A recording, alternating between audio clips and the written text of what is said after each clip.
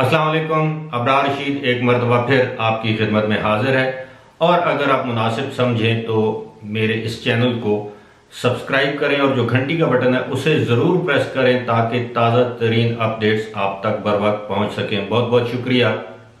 एक तरफ हम देखते हैं कि यूएई में अब सिर्फ एक रस्मी ऐलान बाकी रह गया है कि उन्होंने कोरोना वायरस पर फतह हासिल कर ली है।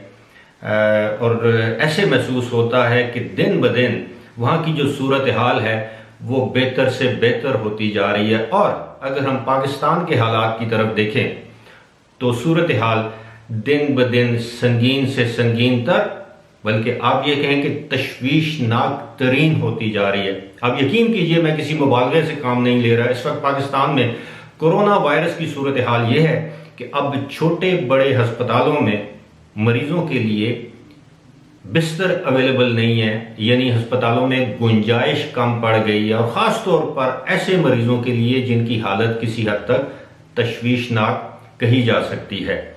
और दूसरी जानब हम देखते हैं कि हुकूमत की तरफ से, यानी पाकिस्तान की हुकूमत की तरफ से ऐसे इक़दाम उठाए जा रहे हैं जिससे ऐसे महसूस होता है कि शायद पाकिस्तान ने कोरोना वायरस को शिकस्त दे दी है और अब हम बिल्कुल आज़ाद हैं और हमारी जानों को कोई ख़तरा नहीं। जबकि इस वक्त जिस संगीन सूरत हाल से पाकिस्तान गुजर रहा है, हम सबको मिलकर दुआ करनी चाहिए कि अल्लाह ताला हमारी कौम पर रहम करे।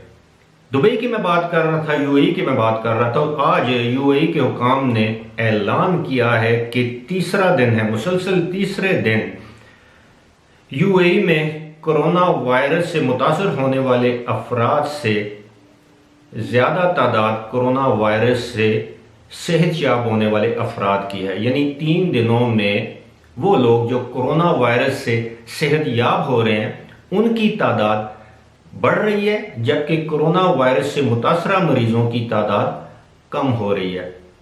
और इतवार के दिन, आज के दिन यानी 7 जून को यूएई में, पूरे यूएई में जो सूरत हाल थी वो ये थी कि कोरोना वायरस से मुतासर होने वाले मरीजों की तादाद 540 बताई गई है, जबकि इस वायरस से मुकम्मल तौर पर सेहतयाब होने वाले मरीजों की तादाद है 745।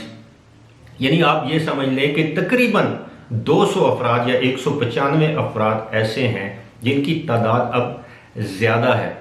यानी आप ये समझ लें कि अब वहाँ पर मरीजों की तादाद कम और सेहतयाब होने वाले लोगों की तादाद अब ज़्यादा है। और यह भी बताया गया है कि अब इस वायरस से मुतासरा जो मरीज सामने आ रहे हैं उनमें बड़ी मामूली नौइयत की इलामात हैं। अलबत्ता जब उनका टेस्ट पॉजिटिव आता है तो उनको अस्पताल दाखिल कर लिया जाता है या घरों में क्वारंटीन कर दिया जाता है।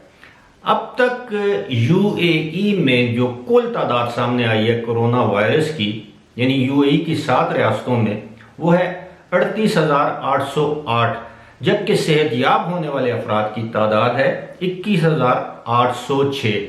यानी इसमें 17,000 का फर्क हमें नजर आता है, जो कि इतना ज्यादा है भी नहीं। और अब तक जो बताया गया है कि यूएई की कुल जो आबादी है 90 लाख, उसमें से 25 लाख अफराद के कोरोना वायरस के टेस्ट किए जा चुके हैं। और हुकूमत ने पहले ही ये इंडिया दे दिया, ये इशारा दे दिया है और अपनी इस ख्वाहिश का इजहार किया है कि हुकूमत ये चाहती है कि यूएई में रहने वाले तमाम 90 के 90 लाख अफराद के कोरोना वायरस के टेस्ट किए जाएं, और ऐसा मुमकिन भी है।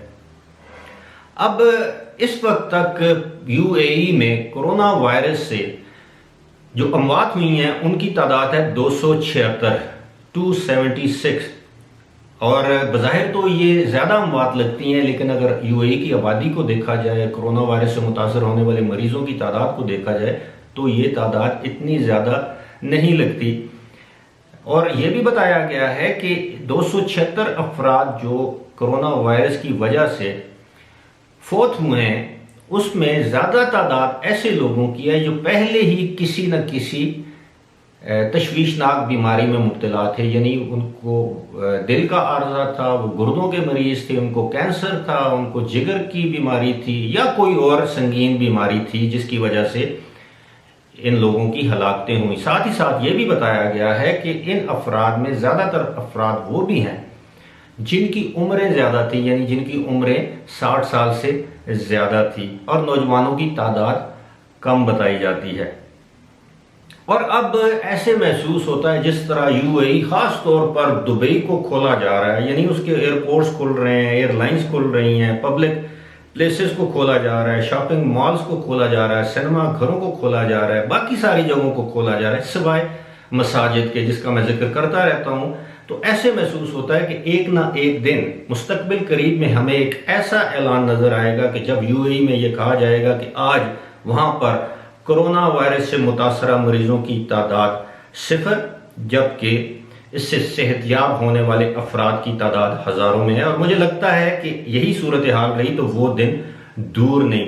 अब ये एक सबक है पाकिस्तान जैसे ममालिक के लिए कि वो सीखें कि किस तरह स्मार्ट लॉकडाउन किया जाता है, किस तरह लोगों में शऊर पैदा किया जाता है, किस तरह लोगों को जजा और सजा के मामलात दिखाकर उनको कानून का पाबंद बनाया जाता है। इसके बरक्स हम पाकिस्तान में देखते हैं सजाएं तो हैं, कानून में सजाएं हैं, लेकिन उन पर अमल दरामद नहीं है। लेकिन जब हुकूमत ऐलान कर दे कि लोग आज़ाद हैं, जिधर जाएं अपनी मर्जी से जा सकते हैं, ख़ास तौर पर ईद से पहले जो चंद दिन थे, जिस तरह की आज़ादी दी गई और जिस तरह का हुजूम इकट्ठा हुआ, और आज उसी का खमियाजा हम बहसीयत कौम भुगत रहे हैं। और जिस तरह तिब्बी माहिरीन हमें दिन ब दिन इस ख़तरनाक सूरत हाल से खबरदार कर रहे हैं, अगर वो सूरत हाल जिस तरह रोज़ाना 4 से 5 हज़ार अफराद की तादाद में इजाफा हो रहा है, और जिस तरह रोज़ाना अमवात में 60 से 70 अफराद रोज़ाना